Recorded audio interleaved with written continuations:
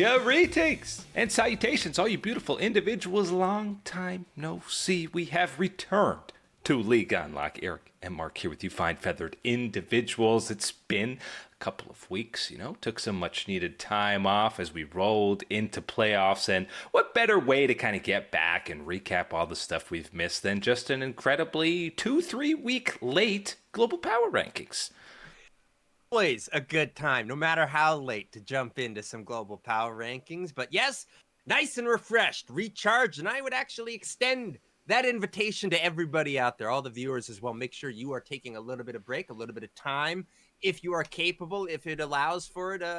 Fortunately, it's a long year within this incredible new format and scheduling that we have of all the events in League of Legends. So important to take those times to check in and get your rebreather. But of course, we're diving right back in to the big deal, the juiciest of them all, the power rankings. And yes, a lot of action going on in the past week or two. Yeah, playoffs kicking off pretty much everywhere but the LCK, which means we've got a lot of games, so we're not even keeping the arrows going up and down from week to week because it's been 3 weeks. So there are some big shifts, some teams getting punched off the board entirely, some teams sneaking in. A team like Team Liquid, who gets dismantled by Cloud9, doesn't matter if it's UG or Umpty, they have a lot of issues, they're gone. They're off the board because a squad even like Talon eSports over in the LCP. We've seen the second best team who now has run through the gauntlet. Yes, they lost to Flying Oyster, but we saw them take down some of the other big teams, and we're learning from history and not sleeping on this region. We are not sleeping on them. I want to mention, Team Liquid fans, a little bit of a silver lining here is not necessarily as hard of a drop as Fnatic is going to be feeling this type of one. I don't see him, huh? Yeah, very different. But who you do see on this list, yes, is Talon stepping on in and being one of the other representatives from the LCP that we're bringing on in to the list at this time. They've done what you want to see out there in their region, taking care of business, taking care of wins, and setting themselves up in this playoff race.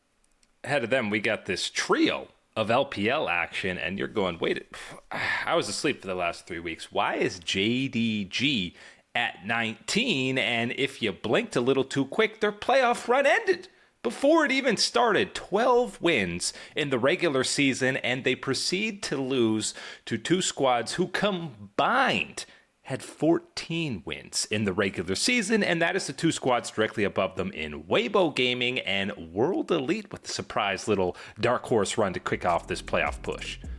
This is a problem. This is a problem for everybody to deal with and understand within the global scene of League of Legends, where you're going to put a team like Gen.G. You laid it out, the amount of wins through the regular season part of the LPL. This is a team that is a contender, someone that doesn't, can't be taken lightly, does have the firepower to punch up and get themselves to your Nexus type of situation. Are they going to do it when the chips are in, when it is a pressure situation, when you can take a little bit more time to prepare, to strategize, counter a team in this situation? No, they haven't been able to get that done. That is one of the big problems with Gen.G. We already know that there was a whole changeover with the coaching staff. Things have been under change with this team, and the results in the most important, impactful moment for this split doesn't come through. You're too reliant on one player when you're busting out the Yuumi just to try to get pays ahead and you can't be a one lane team and hope to contend in a region as competitive as the LPL. I don't think there's a darker, deeper red flag right now than having to result back to Yuumi to try and get your ADC, your 1-star carry, to a position of power and keep them going, especially now in 2025. Not an option that we want to be seeing going forward from Gen.G. Shout out to Era again for Weibo, because since this dude has been the starting support, this guy has completely turned this team around and had a competitive 5-game loss to kick things off and then obviously take down Gen.G. So Weibo and World Elite, it's obviously a long road. We know how insane the losers bracket run is in the LPL, but both of these teams we're keeping an eye on. Oh yeah, don't be sleeping on both of these guys. What we've seen in their series, and I really like, as you mentioned, the change for Weibo and how things have gone. It absolutely had changed the fortune from being one of these forgettable mid-tier teams in the LPL to all of a sudden being one of these dark horses, being that interesting option where you say, hey, don't forget about this, this, and that within a series, because it's going to become an issue if you do. Next up, listen, the LCK has kind of gone as expected in the couple of weeks that we weren't around, but D Plus were primed on their way, looking like they're turning things around to feel confident in these playoffs, and then they have this tiebreaker against KT where they drop an absolute dud at the very last minute. The only silver lining is they get an immediate rematch against them to kick off this first round of the King of the Hill playoffs. And very, very excited for that rematch, and a lot of eyes on this one to see what type of form comes out of this from D plus Kia. Was this simply a slip up, mistake, combination of all sorts of unfortunate situations that end up being that downfall on the day? Or was this more so, this is the roadblock, this is the stop sign on where the progress to get back to where they were originally, in the first couple of weeks of the split? That's going to be the real test here against KT in this type of situation. I think the expectation should be on D plus finding a way to regroup themselves and get back into this series and find a way further forward in these playoffs. That's what I want to see. Are we going to see that? I think that's the most interesting angle for the LCK playoffs, is having a D plus Kia be able to push even further. And listen, talk about turnaround in, again, the few weeks of being absent. It's been KT Rolster were dead in the water after 3-4 weeks. We were just talking about, let's get BDD off this team and somewhere where he can actually contend. But credit where credit's due. They have absolutely turned things around. They got a marquee series win against Hanwha Life to kind of prove that they can step up to maybe be that 3-4 spot in the LCK and probably still have them as the favorites over D+, even if it's maybe like 55-45. Be seen as the grumpy, old man, or the rain on the parade type of situation for KT Rolster. But I still think a lot of what we are seeing and what's going right is just this Herculean effort from BDD in the mid lane and what he is doing. What has been the change for me with a lot of this has been about the, cooperation, the communication and synergy that the rest of the team has been able to bring in support of BDD. I think has been one of these factors that has allowed him and the team to push forward, push higher than their weight class has been so far. Mark's just not excited, guys. Nothing to be excited about here. Nothing to look at for the KT Rolster Coaster. Just fully expect another dud in playoffs. We did not get a dud in Game 5 for IG against Fun Plus Phoenix. Imagine seeing the career that Gala has had in the LPL on multiple teams and going into a Game 5 elimination fearless draft, and you say, let's make sure we give Gala Kai'Sa. How does this happen? I don't know. These type of things, these answers, they throw them in the category of questions of things that should never happen, no matter what type of awareness, preparation, anything you have done. There had to have been at least, hell, I'll settle for a Fun Plus Phoenix fan in the crowd going, Gala plays Kai'Sa, get rid of Kai'Sa. We forgot about that. I'll take that even as the answer that would have had to come through for it, but nope, doesn't. And yes, does find a way to pop off. I'm happy IG is in this territory. I think a lot of people are, because it makes things a lot more interesting in the LPL, in the global scene of this conversation, to have the rejuvenation project of IGB getting to these type of territories, getting to these type of serious matches. And listen, Gala on Kai'Sa is obviously something to talk about, but really it was an Aatrox engage and a Hwei cleanup for Rookie that secured this Game 5 against FPX. They got the unlucky draw of getting BLG in that first round of bracket stage action, so they're on hard mode from the get-go going through this loser's bracket, but some solid showings in that Game 5. They got Weibo next on the docket, so Xiaohu versus the shy old buddies from that old Weibo era. That's a fun matchup. This is going to be turning back the time machine, getting back in the DeLorean for the LPL Back to the Future playoff matchup. Very excited for that one to throw down. We already have the squad locked in for finals in the LCP, and that, of course, we alluded to the Flying Oyster, the only team on this list who, yes, has yet to drop a series. Perfect 7-0 in that regular season, and then they won their first couple matches on the winner side of the bracket to be sitting pretty in the finals. Even though it was a contested 5-game series against Talon, they're still perfect on the split.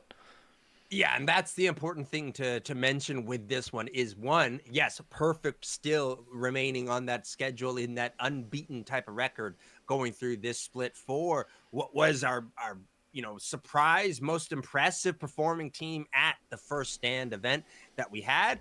Very much so excited by what we've seen from them throughout this split. And again, the guys are feeling good. They're winning games. They're flexing on in front of the camera, showing, hey, my man was ripped looking in that picture through these type of ones. Don't want to be messing with the oysters on or off the rip in this type of situation. Wes has learned the hard way not to mess with the oysters. Even if they may have a funny name, there's nothing funny when they're ending your entire region's hopes and dreams internationally. Cloud9 might seem a little low compared to where we had them beforehand, but obviously they probably had the best, most convincing 3-0 of the playoff weekend for them to kick off, but you got to take into account them getting absolutely pumped by Flyquest to close out that regular season. Yeah, it does sour the last little final tasting note of everything for Cloud9 in that regard, because it's a immediate sugar rush of that sweetness of that 3-0 that you're talking about, but then you are met with the importance of that matchup against Flyquest and really not showing up in multiple avenues when you regard to what that competition was supposed to be and what that showdown was supposed to look like for LTA fans. Didn't hold up to the level, and I think a large part of that is due to Cloud9. Now, do you think that this is a situation where there's not, it's such a discrepancy that even coming back to the table, you're not going to have a chance? No, that's not the way that you would feel about this type of one. And I don't think you should feel about that even on the higher end of Flyquest when we're looking a little bit further on the global power rankings for an LTA team. Still a very easy 1-2 in the LTA, which is why we are not talking about Shopify 100 Thieves or Team Liquid hanging out on this list. It's an easy top 2 in the LEC as well, even though you saw Koi on that other list. Of course, they had that near amazing run. Well, they did beat KC in that game 5 to send them into losers, but I don't think anyone is favoring Koi in that rematch against Carmine Corp, especially fresh off of dismantling Fnatic in 3-0 fashion. How about 12-1 in Dragons across a 3-game series? Fnatic was outmatched in every single lane and aspect.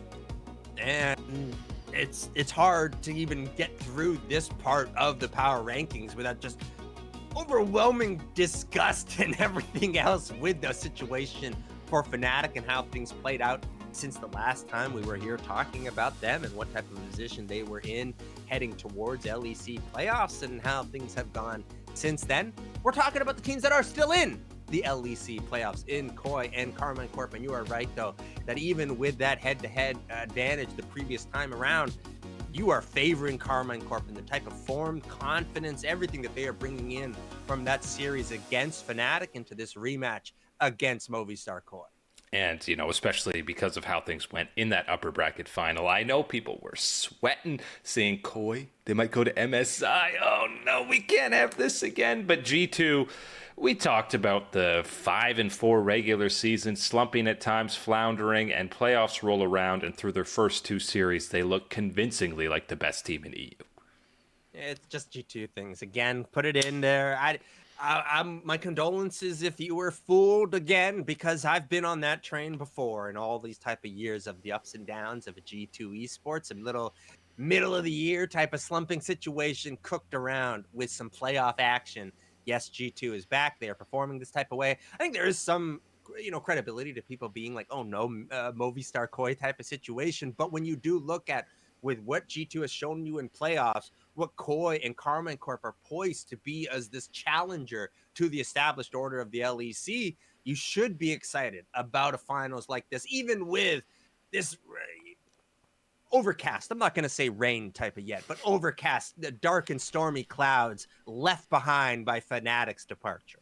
Yeah, and boy, not even like 3 days after being eliminated, you hear Grabs and the organization talking about replacing everybody but Upset or Mickey, or at least being on the table, which speaks to how things ended in the playoffs for them, starting with a disaster series against G2 that, they continue to not be able to deliver in playoffs. But at least, much like the LTA, the LEC, very similar. There's two teams you're feeling very good about. And of course, Flyquest just ahead of this G2 squad. It was still a 3-0, maybe sloppier, took a little longer than it needed to against Shopify. But no question, you're still feeling great about Flyquest.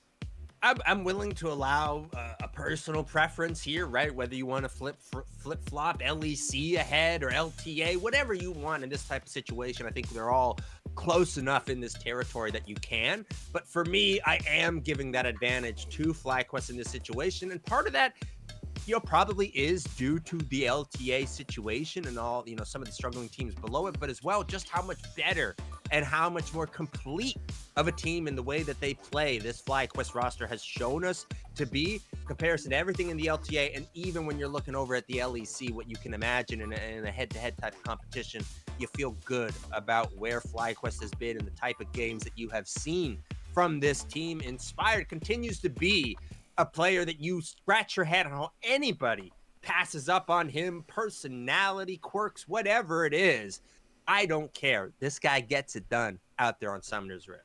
And quick pop of the balloon, because only one of these LTA teams are going to MSI in this new format. LTA South Squad is coming to steal one of the spots from either Cloud9 or Flyquest. Obviously, those are the big two front runners, but last two squads on this list. This is the whole kind of top 10 areas where it gets a little dicey. T1 and Nongshim, it's, T1, they kind of even, I think they went 3-3 in the couple of weeks that we were gone, to varying degrees of success. But obviously that head-to-head against Nongshim is what really hurts them, because you saw Kingin absolutely pulverize both Doran and the entire lineup, so much so that now people are sitting going, man, I wish T1 got Kingin, which in the offseason you go, what? That would be a wild time, but it still isn't that crazy when you're looking at the actual performances that we have seen from both of these guys. As much as I have been, kind of trying to ease the reception to Doran for T1 and how things have gone. Yeah, you're right. In this head-to-head and how things have been and what type of difference maker Kingin has shown himself to elevate back towards, not to the extremes that we saw as the MVP at Worlds, but certainly at a level that is much higher than what we had been accustomed to in the LCK, in these regular season type of matchups. So that's absolutely an advantage that is going the way of Nongshim. The problem really with both of these teams is they've been good, just not great or fantastic enough that you want to start moving them further up. And you do want to move them further up because ahead of them is a team like Top Esports, who has, by all accounts, been wonderful in the LPL, been a top-tier elite level team that you have to be aware of. But nobody's going to want to buy a Top Esports as an elite level team after what we just saw from them at the last international event. So there's no way that you don't want to see a Nongshim, a T1, of course, a familiar and friendly face, leapfrog over. But there just hasn't been that exceptional exclamation point enough for either one of them that makes it worth putting ahead of a Top Esports and what they have accomplished throughout this split in the LPL. Yeah, especially after games 2 and 3 against BLG that they just had. It was competitive in that first game for TES against them. Of course, they probably should have won because they had a sizable lead, and then they just got out-team fought for back-to-back aces, basically. But yeah, I mean, seeing TES in 5, I'm sure, going to rub a lot of people the wrong way. And yeah, you're left saying, okay, who goes there? No one has really shown enough to crack into that top 5. What are you putting, a Western team? You're getting excited. IG with Rookie and the boys. Like, nobody, truthfully, on this list deserves to be on the same board as the top 4. I don't know if we've ever come across a situation quite like this, where it is a number as high as number 5, where there's a situation where you're not happy with who you're putting at number 5. We're not happy with who we're putting at number 5, but there is no other option that you'd be happier with to throw in ahead of it or make sense and really be that validation. Tough period, tough situation. At the very least, though, number 4 through 1 is as solid as I think we've ever felt about a top 4 when we're talking about global power ranking. Yeah, and that's where you look at, okay, 5-12, and you're saying, man, 5-20 even, the West. Maybe we can compete at this international event. We could take a series off these guys, the form they're in. Even T1 is looking very beatable right now. But then you see Anyone's Legend, BLG, Hanwha Life, and Gen.G, and you go, oh, if those are probably the two teams going to MSI from their respective regions, we got no chance. That little sound you heard in the distance, that was the needle hitting the bubble to pop it, just burst the balloon right there. Of all the dreams of everybody thinking, oh, we got a chance, we got to make some action happen. Oh, hey, man, get Nong Shim, we can work our D+, we can work our way up. You're gonna get met with a matchup of Anyone's Legend, and here we are going back to the old drawing board of, oh, do they know how to play Nunu? Oh, maybe we can bring that card back out. Is Teemo Jungle still good? Maybe we need to try that. Certainly not against the LPL. They know all about the Teemo tricks that have come through in these ones. And yes, Anyone's Legend brings up the beginning of the top four that we are looking at the ultra exclusive VIP zone. Top eSports is kind of on their own within the VIP at this point with how things have gone. But yes, they're when you get into a bar and you're in, they kind of give you the seats that nobody wants, and they don't even realize, what, there's a rooftop? There's a rooftop here? You guys didn't even let us in there. And on the rooftop waiting, clinking glasses, that is Anyone's Legend and BLG feeling great about where they are within the LPL playoffs and how they have carved themselves out. Very different situations when you're looking at Anyone's Legend, who has built themselves up steadily throughout the entirety of this year, never mind this split, to be at this type of territory. And for BLG, a reclamation, a rejuvenation project to get back to this type of territory, to be a tier of elite consideration from where they were struggling, floundering all the way down to, I think at one point even being off of the top 20 list, maybe even being in that bottom 5 type of territory as low as they have been, getting themselves all the way back up into the exclusive territory. Yeah, 16-6 is Beishuan since he came in as that starter, which doesn't sound insane, but they basically haven't dropped. I think they've dropped 1, maybe 2 series during that stretch. And the fact that he's got the highest CS numbers and gold per minute for a jungler in playoffs is kind of insane that he's farming it all when he has lanes of Bin, Knight, and Elk. But truthfully, I mean, they can stomp their lanes in their own right, and he's just chilling in the jungle. I think that's kind of been part of that strategy. It's just been that these guys are okay on their own. Make sure you're going to be a power figure, a power player that can impact things later on when maybe it isn't just about what is the difference in this lane and that lane type of situation. You've seen that synergy work through with this BLG team. And again, they're sitting pretty as our top team from the LPL.